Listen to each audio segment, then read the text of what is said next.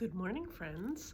My name is Cindy, and I am one of the children's librarians at the Samuel L. Cohen Children's Library at Portland Public Library. Today, I'm here to start reading a new book to you called Ivy and Bean.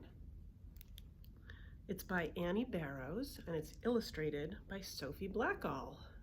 And I'll tell you what it's about.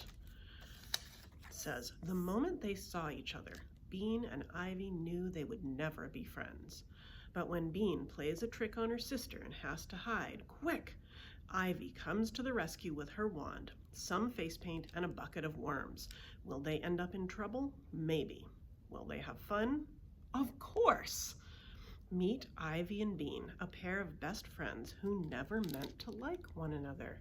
This will be part 1. Here we go. Chapter 1.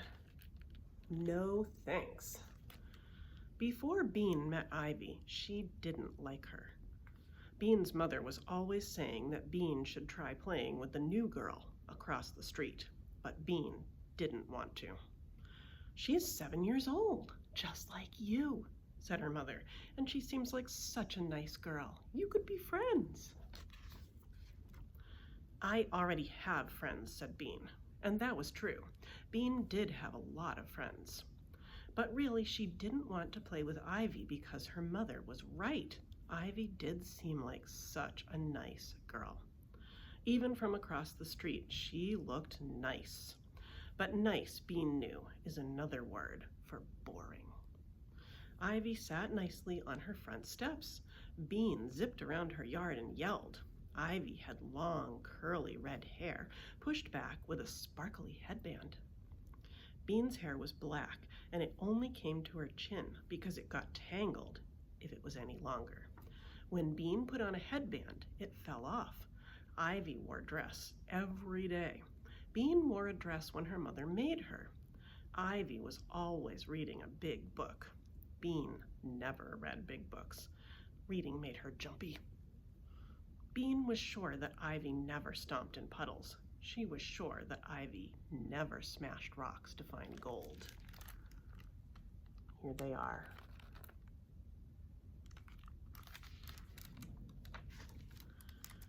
She was sure that Ivy had never once in her whole life climbed a tree and fallen out. Bean got bored just looking at her. So when her mother said she should play with Ivy, Bean just shook her head.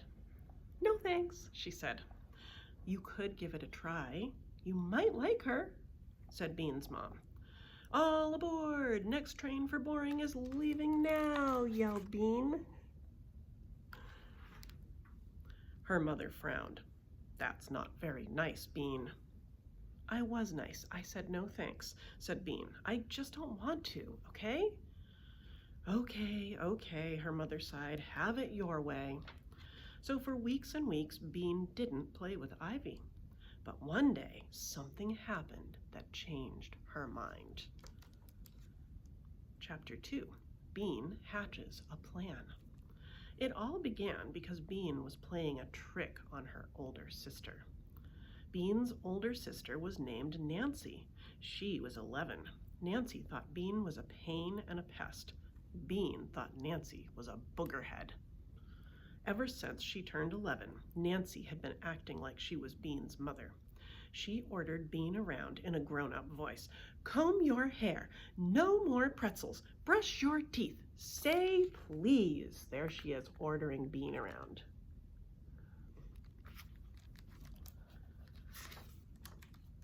Bean's mother said that Nancy was going through a stage. Bean knew what that meant. That meant Nancy was bossy. Bean also knew that nobody likes bossy kids, so she was trying to help Nancy be done with her stage. Here's how she helped. She bugged Nancy until Nancy freaked out. Bean thought this was pretty helpful. The afternoon that Bean got her great idea, she was shopping with her mom and Nancy.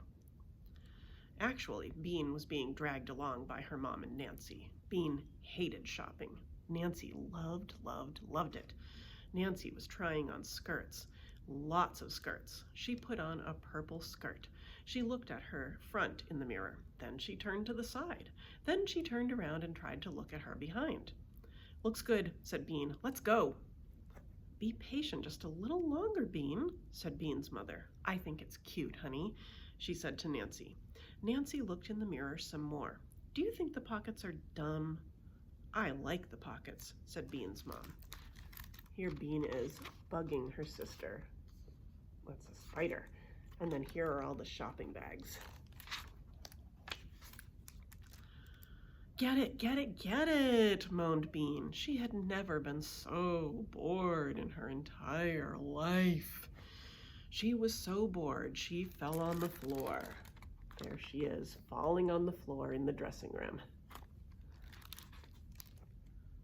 Then she took a tiny peek up at the lady in the dressing room next door. "Yow!" "Get up, Bean," said her mother. "This minute!"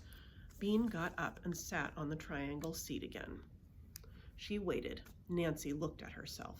"I kind of like it," Nancy said, "but it costs $40. That's all my money. I could get 2 shirts for $40. "Don't be a tightwad," said Bean. She had just learned that word. It meant someone who didn't like to spend money. "Don't call your sister a tightwad," said Bean's mom. Bean saw Nancy's eyes looking at her in the mirror. "Tightwad," Bean mouthed without any sound. Nancy's eyes got narrow and so quick that their mother didn't see. She stuck out her tongue. Have you ever done that? Then Nancy turned to their mother and said, "I think the skirt costs too much, Mom. I think I'd rather try on some tops." Bean knew then that Nancy was being slow on purpose, just to drive her crazy. Look how mad Bean looks. Bean thought about kicking her in the shin, but then she got the idea. It was a great idea. It was also a helpful idea, one that would teach Nancy not to be such a tightwad. And best of all, her idea would make Nancy freak out. "You'll be sorry," Bean mouthed to Nancy. Chapter 3, The Ghost of Pancake Court. Do you suppose that's a big pancake? No? We'll find out. It looks like a bush. Oh, we're going to find out. Bean was hiding inside a big round bush in her front yard. So that was a bush, and there she is. The bush was right next to the sidewalk, and it was very scratchy and sticky inside. But Bean needed to be in the bush for her plan to work. Here's how Bean's plan went. She took a $20 bill out of Nancy's purse and taped a long thread to it. She put the $20 bill on the sidewalk. Then she held on to the other end of the thread and climbed into the bush. Nancy would be coming home from school soon. She would see the money on the sidewalk. She would bend down to pick it up. Bean would quickly pull the money away, and then Nancy would freak out. Bean could hardly wait. There was only one problem. Nancy didn't come. Bean sat inside the bush for a long time. A branch poked her arm. Leaves fell down her shirt. She itched. She waited. Nothing happened. It was very quiet. Bean was hardly ever this quiet for long. Because there was nothing else to do, she looked at the house across the street. Really, it wasn't across the street. It was around the street. Bean loved her street. The first reason was its name, Pancake Court. The second reason was that it ended in a big circle right in front of Bean's house. Her dad called it a cul-de-sac. Bean called it cool. If Bean started riding her bicycle at the end of the block and pedaled really, really hard, she could whiz around the circle, tilting low over the sidewalk like a motorcycle racer. That would be pretty fun, wouldn't it? Slam! Bean looked up. She saw Ivy come out onto her front porch and plop down on the top step. Bean squinted at her. Ivy looked strange. She wasn't wearing a dress today. She was wearing a black bathrobe with lots of little pieces of paper stuck to it. I'll show you what she looks like. Look at that. What do you suppose she's doing? Weird, thought Bean. She squinted some more. Instead of a big book, Ivy was carrying a stick painted gold. Bean made a face. What a goony costume, she thought. What a dork. Ivy sat. She didn't do anything. She just sat there all by herself. That was another strange thing about Ivy. She didn't mind being alone. She never played with anyone. Bean played with everyone. Big kids, little kids, all the kids in the neighborhood played with Bean. Even Crummy Matt, who was so crummy he threw other kids' toys into the road, wanted to play with Bean. She took care of the little kids. When they fell down and got blood all over their knees, Bean would take them home to get Band-Aids. The big kids let her play with them because she had good ideas, like seeing how many backyards they could cross without touching the ground. Bean loved big groups of kids playing games, big games, like pirates or hide and seek. Sometimes Bean wished she were an orphan so she could live in an orphanage with 100 other kids. Of course, she didn't tell her mother and father that.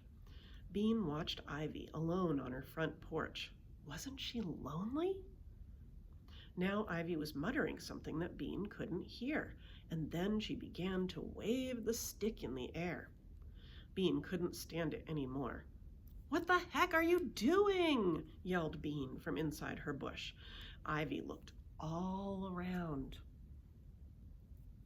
Bean forgot that Ivy couldn't see her. "What's with the stick?" she yelled. Ivy's eyes got big. "Who's there?" she said. "Are you a ghost?" A ghost? What a great idea! Bean made her voice scratchy and spooky. "Yes," she howled. "I am the ghost of Mr. Killop. I lived in your house before, and I died here too." Mr. Killop had actually moved to Ohio, but Bean thought it was more interesting to say that he had died. "I've come to haunt you. I've come to haunt you tonight when you're sleeping. I'll wrap my icy fingers around your neck." "Bean, what are you yelling about?" Oops, it was Nancy. See her shadow, and there are her feet right there. And that is where we will be done for today, and I will read more another time. So that was part 1 of Ivy and Bean by Annie Barrows and Sophie Blackall. I'll look forward to reading to you next time, friends. Have a great day.